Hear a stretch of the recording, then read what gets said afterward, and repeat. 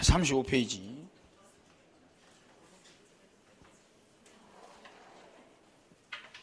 대리권의 범위.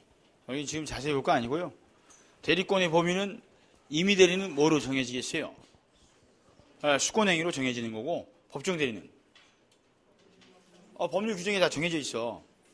그럼 임의 대리하고 법정 대리 중에 대리권의 범위가 문제가 생기면 어느 대리에서 문제가 생기겠어요? 무조건 임의 대리에 생기는 거야. 법정 대리는 법의 범위가 다 정해져 있다니까. 근데 수권행위는 당사자 의사로 정해야 되니까 당신이 그때 대리인한테 줬던 권한이 어디까지였느냐, 이게 불분명했을 때 문제가 되는 소지가 있는 거라고. 그래서 임의 대리의 경우에 주로 문제된다라는 것만 기억하시면 돼. 36페이지 5번 대리권의 행사와 제한. 거기 양가로 1번에 각자 대리가 원칙 이렇게 나오죠. 각자 대리 동안 딱 치고, 이건 대리인이 여러 명이었을 때 이야기라고.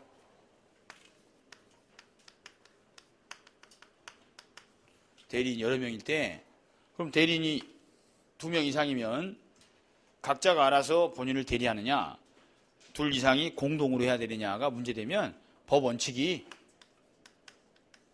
각자 하는 거라고. 그런데 공동으로 해라 라고 공동대리 제한을 두면 이때는 공동으로 해야 돼요. 그러니까 이런 게 시험에 나올 때는 간단해. 대리인이 수인인 경우 각자 대리가 원칙이냐 공동대리가 원칙이냐 그 말이라고. 근데 이제 공동대리 제한을 두는 경우들은요, 법정대리의 경우에는 법률 규정에서 제한이 있어야 공동을 하는 거예요. 그래서 법정대리 예로는 하나밖에 없어. 미성년자의 부모가 친권 행사할 때 둘이 상의하에 공동을 하도록 돼 있다고. 임의 대리는요? 임의 대리는 어떻게 정하겠어? 수권행위. 그러니까 임의 대리 나오면 무조건 수권행위야.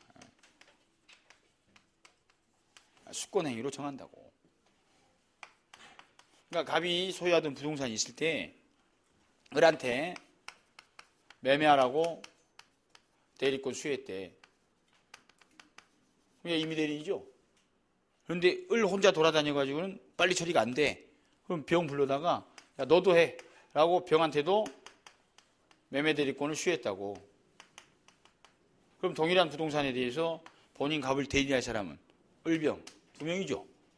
그럼 대리인 수인이잖아. 각자의 공동으로 해. 그냥 각자 하는 거예요. 각자. 을은 을대로 병은 병대로. 을이 먼저 계약했어. 그럼 연락 오겠죠. 그럼 갑은 병한테 다시 전화하지. 뭐라고? 쉬어. 을이 했으니까 쉬라고. 그런데 연락이 안 되면 병도 계약하겠지. 그럼 이중매매가 된 거지. 그럼 둘 중에 하나 이행하고 하나 이행 못하면 갑이 이제 불이행 책임을 져야지. 그렇게 해결하면 되니까 각자 대리하는 거라고. 그런데 그럴 염려가 있으면 갑이 2명한테 대리권을 수여할 때 야, 의사결정할 때는 둘이 서로 상의해라 라고 공동대리 제한을 뒀을 때 공동으로 해야 된다는 이야기예요.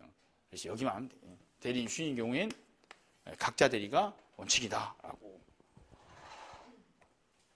그래서 첫 번째 줄만 기억하시면 되고, 2번 자기계약, 쌍방대리 금지 이렇게 나오죠. 자, 자기계약, 자기가 누구요? 네, 그렇게 자기 나오면 대리인. 그럼 이렇게 써놓고 읽으시면 돼. 대리인 자기가 계약했대. 금지시켜놨죠. 대리인 자기가 계약하면 안 된다고. 누구랑? 에? 대리인이 누구랑 계약하면 안 돼? 본인하고. 대리인 보고 상대방하고 계약하라 그랬잖아. 본인이 대리인한테 권한을 준 건 상대방하고 계약을 하고 오라고. 그래야 얘랑 흥정하다 보면 객관성을 띌 거 아니요. 그런데 본인이 대리인한테 권한 줬는데 대리인 지가 본인하고 계약하면 객관성을 상실할 수가 있다니까. 그래서 자기 계약이란 대리인 자기가 본인하고 계약하면 안 된다는 뜻이라고. 갑이 을한테 매도하라고 대리권을 줬어요. 그럼 을은 갑의 대리인으로서